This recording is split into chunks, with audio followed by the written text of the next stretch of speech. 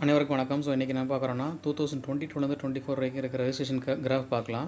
So இந்த comparison பார்த்தீங்க அப்படின்னா 2022 பார்த்தீங்கன்னா உங்களுக்கு ரெஜிஸ்டர் பண்ண அப்ளிகேஷன் 2 லட்சம் இருக்குது அப்படின்னா அதில் பேமெண்ட் பண்ணவங்க 1,62,000 தான். பட் அதே இப்போ பாருங்கள் 2,48,000 நமக்கு ரெஜிஸ்டர் பண்ணவங்க கிட்டத்தட்ட 2,04,000 இப்போ பேமெண்ட் பண்ணியிருக்கிறாங்க.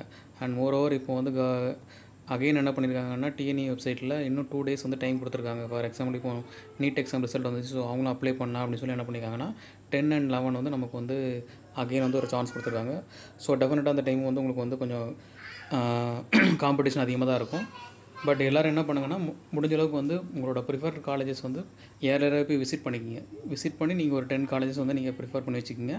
அண்ட் அதை பேஸ் பண்ணி நீங்கள் சாய்ஸ் ஃபில்லிங் போட்டால் உங்களுக்கு பெட்டராக இருக்கும்.